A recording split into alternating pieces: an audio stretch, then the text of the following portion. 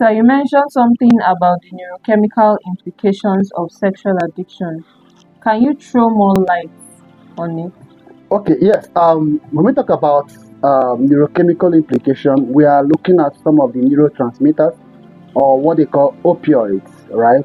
These are some of the dynamics that take place, especially when addiction is the order of the day. Now, we have some of these neurotransmitters, or what we call in a layman's term, pleasure hormone.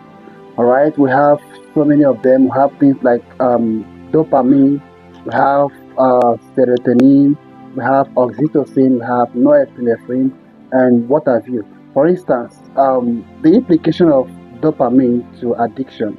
You see, when someone is exposed to, let's say, pornography, you're watching pornography, the brain secretes dopamine. And when dopamine is secreted, it causes the this aesthetic feeling. It's a feel good kind of hormone. It makes you feel high. It makes you feel so motivated. And the implication here is that that particular hormone, dopamine, is inherently addictive. All right. So that means that the more you watch pornography, this particular neurotransmitter, the dopamine, is released in large quantity. All right. When it is released in large quantity, it tends to desensitize the brain in such a way that the body now rely on pornography to produce it. All right. For instance, the way God designed our brain or our body system is so unique. And when we're looking at the neurological aspect, if for instance, when you're happy, your body secretes dopamine, you feel good, that's natural. So nature has a way to regulate it in our body. All right. But the aspect of addiction is a different ballgame. For instance, if it is pornography that you are watching, the body secretes this dopamine in larger quantities such that it exceeds the carrying capacity of the body, right? And in such a way, the surge of this dopamine into the nucleus accumbens, it tends to clip, or the receptor, it tends to switch off, tune it down. Okay, and once that happens, once the receptor is tuned down, the brain is overwhelmed. Now, the implication of this is that once the brain is overwhelmed, it means it has created a sensitization in the body system such that the body have gotten used to large amount of dopamine. Now, the body will now want to be associating itself, all right, with this large amount of dopamine. And what created it? It is pornography. So the body will rely on pornography to be secreting it. Now, another thing about oxytocin, also known as cuddle chemical, it was first discovered when a nursing mother, is trying to breastfeed a child. You see, there's this kind of bonding that takes place between them. All right, that bonding, it releases oxytocin. You know. Now, in the case of pornography, for instance, when you're watching pornography, and this hormone is secreted, it creates bonding. It bonds the individual with that particular pornography. And then things like norepinephrine is also a type of chemical that when it is secreted, it helps the individual to remember every detail. Let me give you an example. You might be going through a magazine, and so many things were written in that magazine, and somewhere in the flip of the page you saw a nude picture. Now you see, it will be possible to, after about a week or two, it will be possible to remember the image in that magazine, but you can't remember other. That's because that nude picture, when you were watching it, it also secreted what the norepinephrine. So when norepinephrine is secreted, it helps the individual to remember every detail of that nude picture.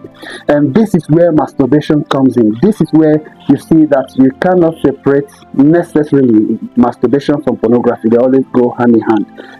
When these opioids or neurotransmitters or chemicals are released in the body, it sets the individual on fire. Now, for a male client, he may want to go and ejaculate. For a female client, she reaches orgasm, and whatever it takes to do that, they will do it. That's where you see also that women equally suffer from masturbation.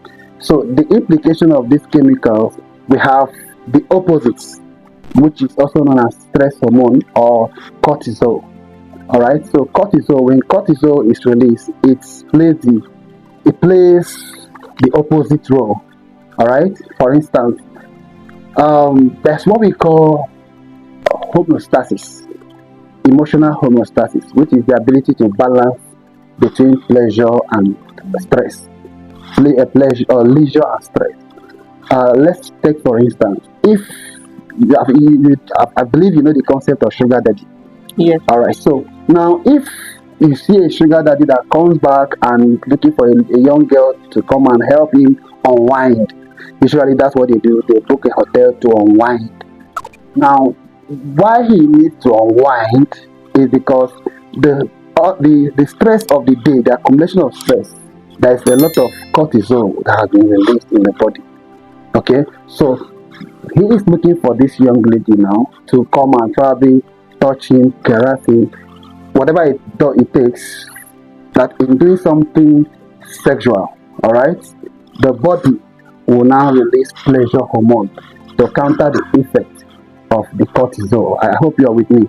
Now, that's where you see they engage in smooching, caressing, touching, fornicating, all of that.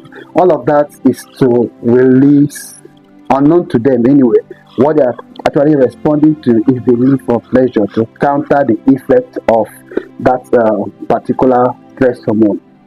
Now, in the context of homeostasis, for instance, you will notice that whereas an individual may want to use pleasure hormone to balance the effect of cortisol, cortisol in itself can as well counter the effect of pleasure. For instance, if you are experiencing sexual desires and coming to you, instead of responding to it by caressing you, touching you, I land you a heavy slap. I don't know if you understand. You see, that lust will die. Do you know why it will die? Because when I simulated that crisis situation by the communication of my hand on your chin, so you see the body immediately release cortisol, and so the body enters stress. But this stress is externally induced, so it quells the effect of the pleasure hormone. But if the stress is internally induced, it means pleasure.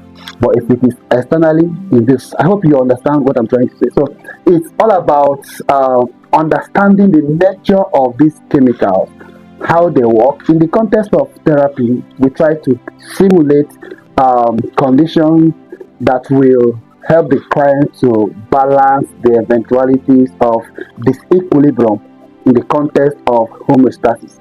Alright, so we try to create homeostatic balance. So that's all we do generally in therapy, such that when this individual maintains this balance, he or she experiences emotional stability. Alright, and one principle that you must know is that when you're treating sexual addiction, your client must be an addict. That client must not be in a crisis situation, because the body has been programmed, designed over the years by the sexual activity to need pleasure. So an addict needs pleasure at all times. So whenever the person experiences crisis or stress, naturally cortisol is secreted. So the individual becomes in need immediately to find a way to produce pleasure. And for an addict, he or she uses what he or she is addicted to produce this pleasure. So one thing in the implication of this neurochemical is knowing what mood your client is, helping them to regulate and culture the environment around them so that they can be able to experience stability in their emotion. Yeah, thank you. Thank you.